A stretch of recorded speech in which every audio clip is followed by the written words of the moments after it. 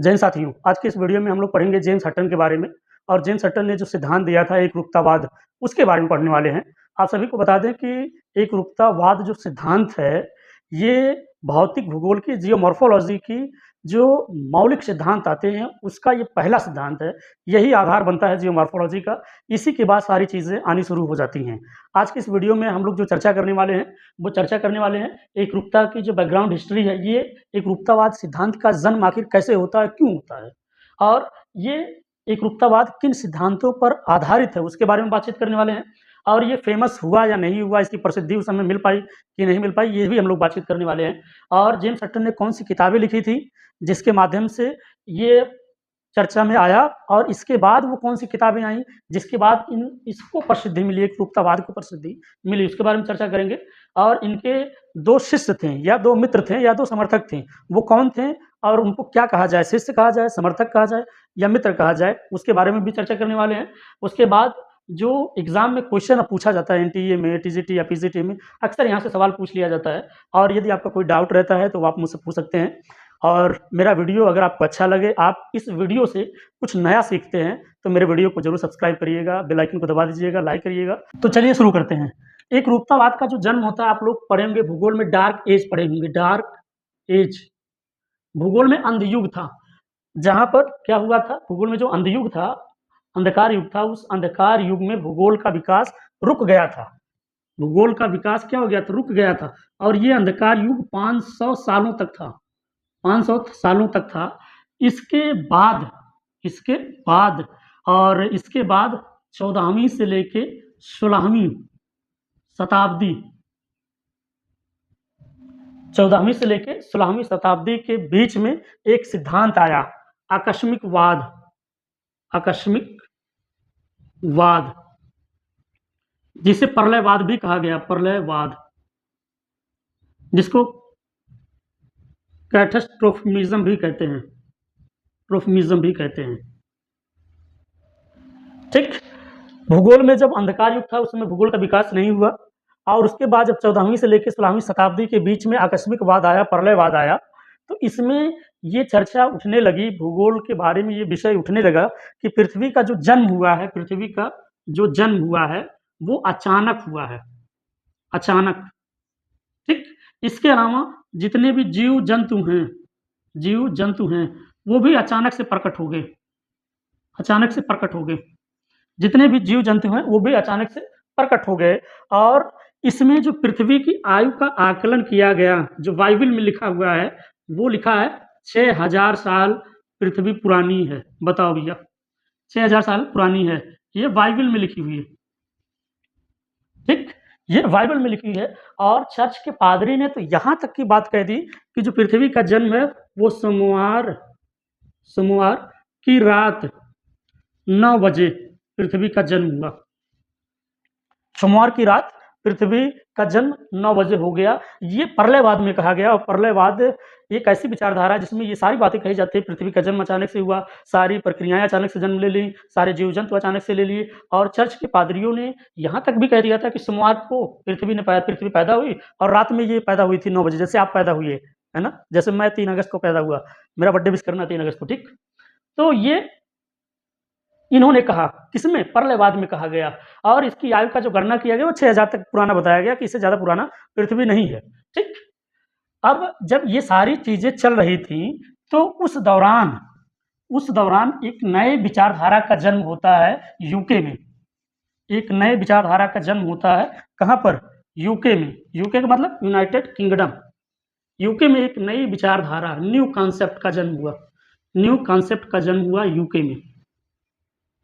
New concept का जन्म हुआ कहाँ पर, यूके में। अब यूके में जो नया कॉन्सेप्ट ने जन्म लिया, वहाँ पे एक जियोलॉजिस्ट थे, एक जियोलॉजिस्ट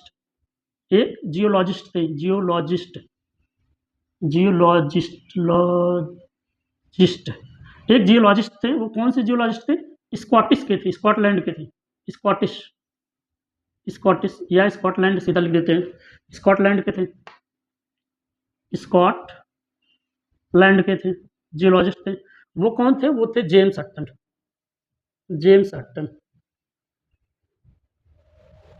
जेम्स हटन थे, वो स्कॉटिश जियोलॉजिस्ट थे, भूगर्भ वैज्ञानिक थे।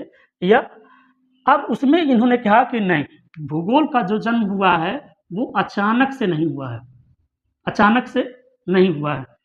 इन्होंने क्या किया कि आकस्मिकवाद जो था, आकस्मिकवाद या प्रलयवाद, उसका इन्होंने विरोध किया कि अरे नहीं भाई, पृथ्वी का जो जन्म है वो अचानक से नहीं हुआ है। ये विरोध उनका किया। और ये विरोध कब किया? ये विरोध इन्होंने किया 1785 में, जब इन्होंने royal society society of society of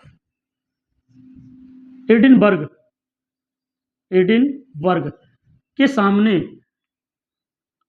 अपना पत्र प्रस्तुत किया। रॉयल सोसाइटी एडिनबर्ग के सामने जब इन्होंने अपना पत्र प्रस्तुत किया, उस पत्र का जो टॉपिक था, वो टॉपिक क्या था? उस टॉपिक था theory of the earth, theory of the अर्थ।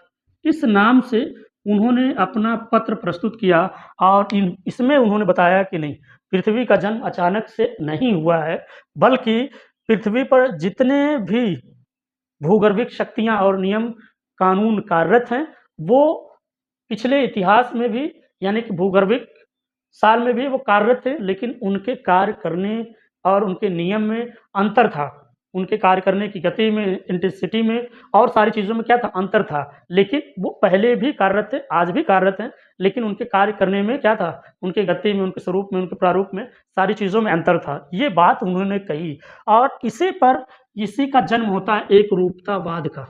एकरूपतावाद का जन्म होता है। इसी को यूनिफॉर्मिज्म कहते हैं। अब याद रखने वाली बात क्या है? 1785 में एकरूपतावाद का सिद्धांत दिया, सीधी-सी बात। किसने दिया? जेम्स हटन ने दिया। कहाँ के रहने वाले थे? स्कॉटिश विद्वान थे। कौन से विद्वान थे? जियोलॉजिस्ट थे, भूगर्भिक शास्त्र वाले थे।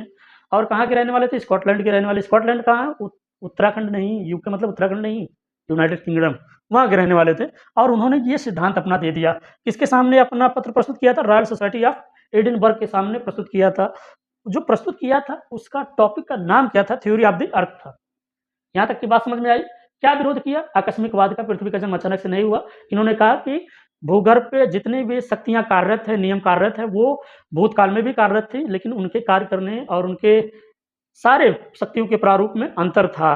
ठीक? इतनी बात इन्होंने कही और उसका विरोध करके और जियोलॉजी का या फिर जियोमॉर्फोलॉजी का पहला मूल सिद्धांत इन्होंने ही दिया। इसीलिए इन्हें फादर ऑफ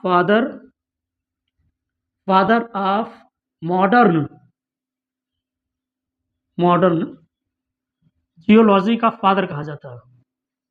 जियोलॉजी,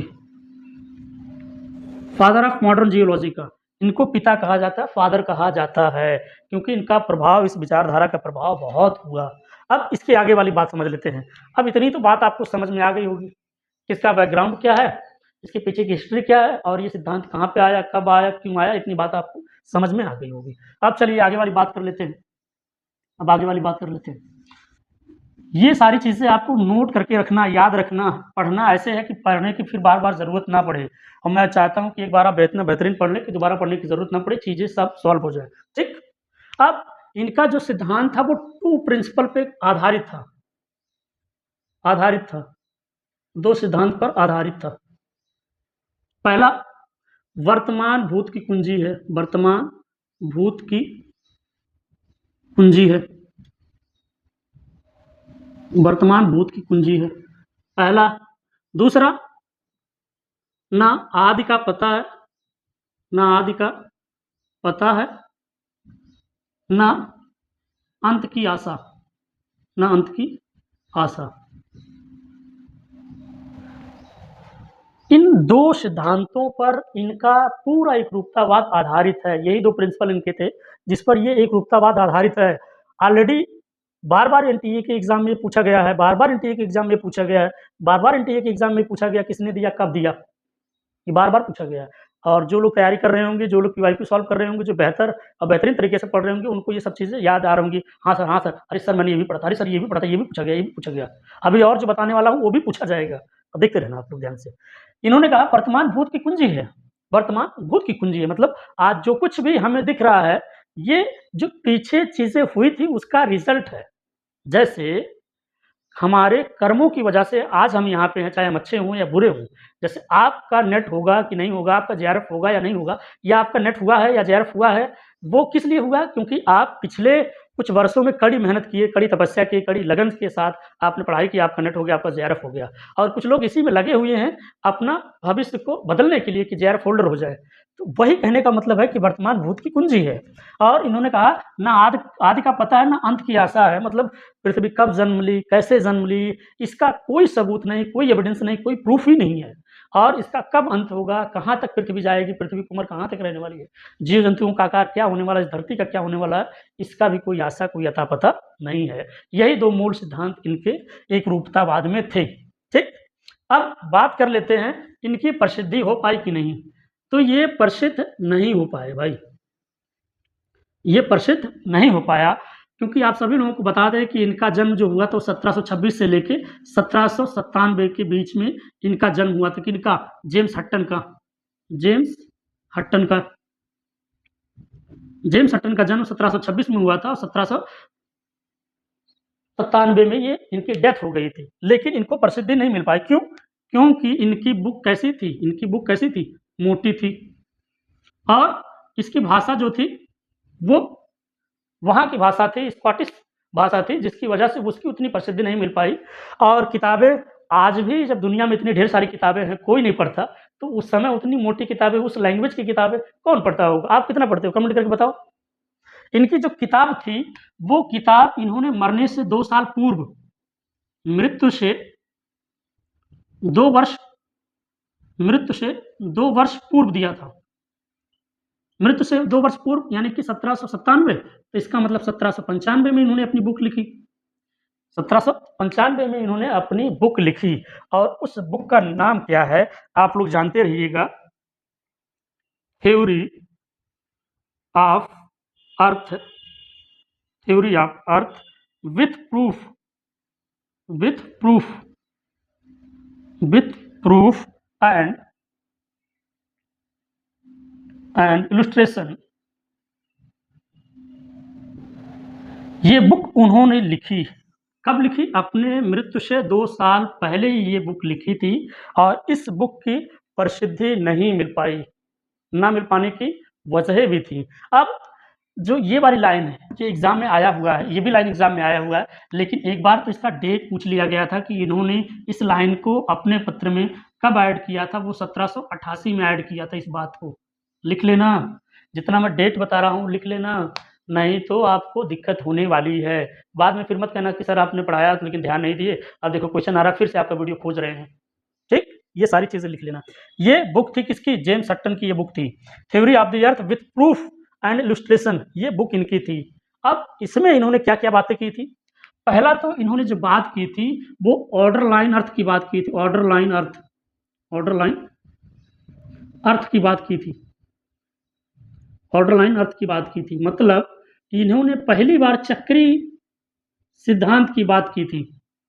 इन्होंने पहली बार चक्री सिद्धांत की बात की थी, जो बाद में जाकर जो डेविस महोदय हैं, उनका जो इरोजन ऑफ साइकिल है उसका आधार बनता है। उसके बाद जो पेंक है उसका आधार बनता है। उसके बाद जो स्लोप की थ्योरियाँ आती हैं उसका आधार यही बनता है। तो इन्होंने सबसे पहले क्या दिया था? चक्री सिद्धांत का आधार दिया था, बेस बनाया था अपनी इस किताब के माध्यम से। इतनी बातें आपको समझ में आ रही होंगी। तो ये बातें आपको समझ में आ गई, ठीक? अब ये जो बुक थी, ये बुक मैंने आपको बता दिया। ठीक? ये बुक मैंने आपको बता दिया है। अब चलिए आगे वाली बात हम लोग समझते हैं। आगे वाली बात, ये सारी चीज़ें नोट करके रखना। ऐसा नहीं कि सर पढ़ा दिए मुझे पता है और लिखने की ज़रूरत ही नहीं है। नहीं, लिख के रखना, है ना? लिख के रखना। अब इनके जो 2 स्टूडेंट थे, 2 शिष्य थे, 2 शिष्य थे, शिष्य थे या मित्र थे या समर्थक थे, समर्थक थे। 2 स्टूडेंट इनके थे, 2, एक थे चार्ल्स लेन और एक थे जॉन प्लेफेयर। ये इनके 2 शिष्य थे। अब याद रखिए, जो चार्ल्स लेल थे, वो इनकी मृत्यु के दिन पैदा हुए थे, यानी कि कब पैदा हुए थे? जो चार्ल्स लेल थे, वो जब जेम्स हटन की मृत्यु हुई, तब ये पैदा हुए, अर्थात 1797 में ये पैदा हुए थे। अब जो व्यक्ति 1797 में पैदा हुआ, वो शिष्य भी बन सकता है, मित्र भी बन सकता है, समर्थक भी बन सकता है। लेकिन क्या कहना उचित होगा, क्या कहना ठीक होगा? मैं कहता हूँ शिष्य कहना ठीक नहीं होगा, मित्र कहना ठीक नहीं होगा, आप सीधा कहिए समर्थक थे। इनके 2 समर्थक थे, बहुत सारे लोग, मैंने यूट्यूब पे बहुत सारे वीडियो ऐसे भी देखे जिसमें लोग कह रहे हैं इनके शिष्य थे, लोग कह रहे हैं इनके मित्र थे। तो लेकिन आपको आज के बाद ये कहना है कि इनके 2 समर्थक थे। ये दोनों व्यक्ति इनके समर्थक थे। अब क्या हुआ कि जो चार्ल्स लेयल थे, इन्होंने इसी किताब को, जो किताब जेम्स हटन ने लिखा था, इसी किताब को इन्होंने अपनी लैंग्वेज में लिखा था, प्रिंसिपल ऑफ जियोलॉजी। इसको इन्होंने 1830 में प्रस्तुत किया, 1830 में प्रस्तुत किया और 1833 तक इसके 3 खंड प्रकाशित हुए, मतलब इसके 3 भाग प्रकाशित हुए। और ये इतना फेमस हुआ कि इसके 11 संस्करण पूरी दुनिया के सामने प्रस्तुत किया गया, लाया गया। पूरी दुनिया के सामने 11 संस्करण लाया गया। ये भी एग्जाम में पूछा गया हुआ है। प्रिंसिपल ऑफ जियोलॉजी किसने लिखा है? चार्ल्स लेयल ने लिखा है। कब लिखा था? 1830 में लिखा था। कितने भाग थे? इसके 3 खंड थे। कितने संस्करण प्रकाशित हुए? 11 संस्करण प्रकाशित हुए। इतना फेमस हुआ। कौन सी किताब? Principle of geology. वो किसको आधार मानता है? वो यूनिफॉर्टरिज्म को आधार मानता है, एकरूपतावाद को आधार मानता है। इतनी बात आपको समझ में आनी चाहिए। अब जो चार्ल्स प्लेफेयर थे, इन्होंने 1802 में इसी यूनिफॉर्टरिज्म को समर्थन करते हुए, इसी को बढ़ाते हुए, इन्होंने भी एक किताब लिखी। कौन सी किताब लिखी? इन्होंने लिखा illustration of the earth Huttonian theory.